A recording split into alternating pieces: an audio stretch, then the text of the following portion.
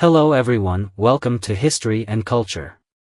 In ancient Chinese society, the existence of concubines was not solely for the purpose of continuing the family bloodline. In fact, their roles were far more complex and diverse than that. Concubines were not just tools for family succession. They also bore many special responsibilities in both social and family contexts.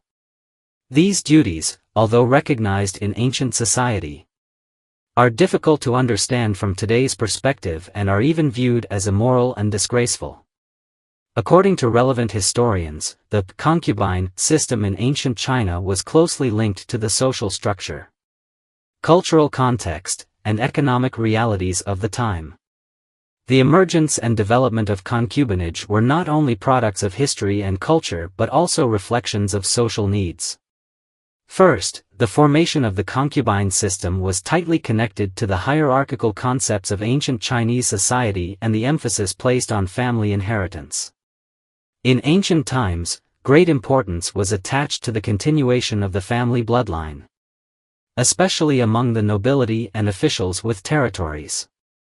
Having more offspring was seen as a means to ensure the prosperity of the family and the stability of its social position. As a result, the concubine system emerged to meet the need for family succession. And its origins can be traced back to the Xia, Shang, and Zhou dynasties. At that time, the existence of concubines was not based on personal affection but was the result of societal demands. Ancient China practiced a patriarchal system, which stressed the continuation of the family bloodline, especially among the nobility.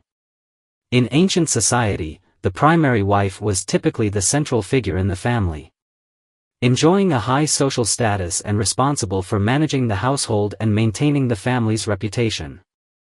However, the marriage of the primary wife often carried political connotations, and her choice of marriage partner was not entirely based on personal feelings but involved family and political considerations. Thus, when the primary wife was unable to bear children or had few offspring, concubines became the key figures in ensuring the continuation of the family line. The ideological foundation of the concubine system primarily stemmed from Confucianism, particularly the Confucian emphasis on family ethics and the concept of carrying on the family lineage. In the 3 bonds and 5 constants proposed by Confucianism, the idea that the husband is the head of the wife was considered a crucial foundation for family structure.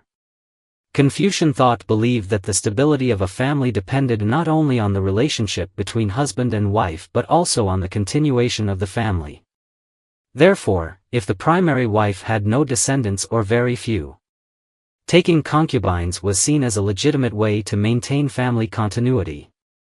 This idea became deeply ingrained in society, resulting in the long-term recognition and legalization of concubinage in both social ethics and law. Moreover, the existence of the concubine system was closely tied to the economic foundation and developmental stage of ancient society. Ancient China's economy was based on agriculture, and the size of the population directly affected the strength of production. For the aristocracy and landowners, having more offspring meant more laborers, which not only benefited family production but also ensured the family's economic and political advantages. Thus, taking concubines became an effective means to increase family members and solidify the family status. During the Qin and Han dynasties, with the establishment of a centralized system of government, the influence of the patriarchal system further strengthened, and the importance of family inheritance became even more pronounced. During this period, the concubine system gradually expanded from the nobility to the lower and middle classes of society. By the Tang and Song dynasties, economic prosperity and social complexity brought new influences to the status and number of concubines. With the development of handicrafts and commerce, more merchants began to imitate the nobility by taking concubines. Concubines were no longer purely for the purpose of continuing the family line but also became symbols of family wealth and social status. During the Ming and Qing dynasties, the concubine system still existed. However, as the feudal society gradually declined, especially in the late Ming period when social contradictions intensified, the number of concubines began to decrease among lower and middle-class families. Despite this, the practice of taking concubines remained prevalent among the elite and wealthy merchant classes. The role of concubines. In ancient society, the role of concubines went far beyond merely bearing children for the family. They played multiple roles within both the family and society, acting as important participants in domestic life while also being an integral part of the social structure and ethical order. Although concubines held a lower status than the main wife within the family, they often undertook many of the household management responsibilities, especially in large households.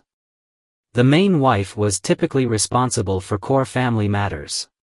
But in large households with complex and numerous tasks, it was difficult for the wife to handle everything on her own. In such cases, the concubine played a crucial role in assisting the main wife with day-to-day affairs. They might manage the servants, take care of the children, and even participate in financial management.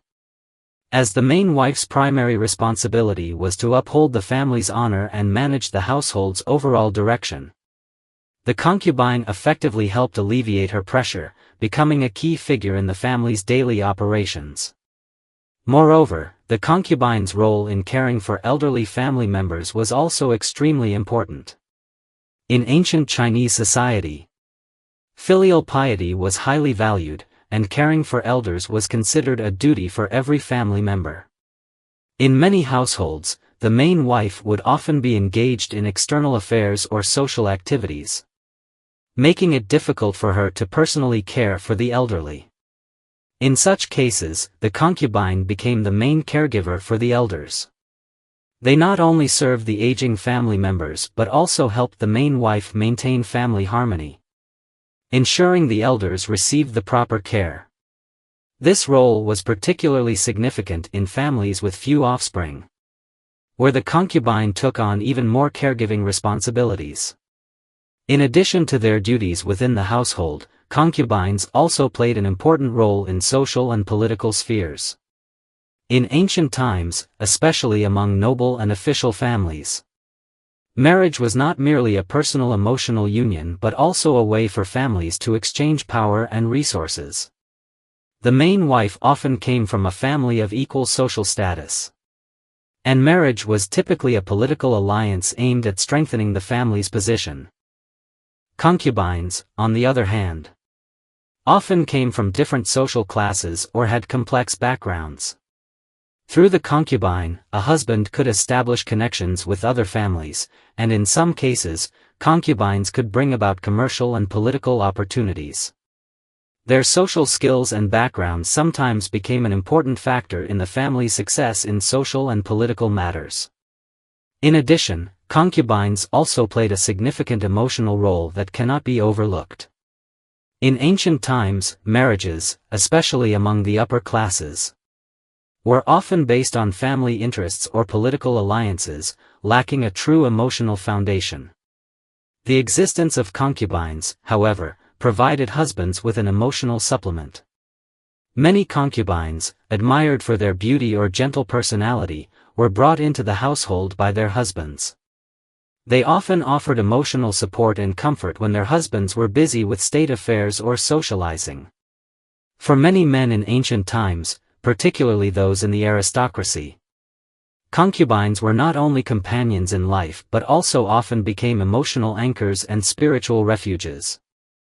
It is worth mentioning that in ancient times, concubines were not only members of the family but were often viewed as property that could even be bought and sold. This phenomenon stemmed from the societal perception of women's status and the need for family wealth management. In that era, women, especially concubines, held very low social status, which was often determined by family ethics, economic interests, and social customs. The buying and selling of concubines were not regarded as illegal or immoral at the time, rather, it was seen as part of the socio-economic system and the feudal structure. The value of a concubine varied depending on factors such as her appearance, age, and family background. Nobles and wealthy merchants purchased concubines to expand their family's influence and political connections. As a result, the buying and selling of concubines became a way for the wealthy classes to display their wealth and status. Purchasing a concubine was not only a means of continuing the family lineage but also helped increase the family's labor force and elevate their social standing. However, this practice of viewing concubines as commodities also brought about significant social problems. As property in the family, concubines' status and fate were completely dictated by family economic interests and male power. In this process, the personal will and dignity of concubines were often overlooked, and they usually had no control over their own lives. For those bought and sold as concubines, their fate was largely determined by family interests, leaving little chance of escape from their predicament. Their status not only placed them in a low position within the family but also exacerbated their marginalization in society at large. This treatment of concubines as property directly reflects the objectification and inequality of women in ancient society. According to historians, in today's modern society, human rights and equality are emphasized, with women regarded as independent individuals who possess equal rights and status as men. By re-examining the system of concubinage and this historical phenomenon, we can gain a deeper understanding of the many flaws of feudal society, and draw lessons to promote further fairness and justice in society. This is the History and Culture channel. Liking and subscribing are the greatest help and support to us. Thank you everyone and see you in the next time.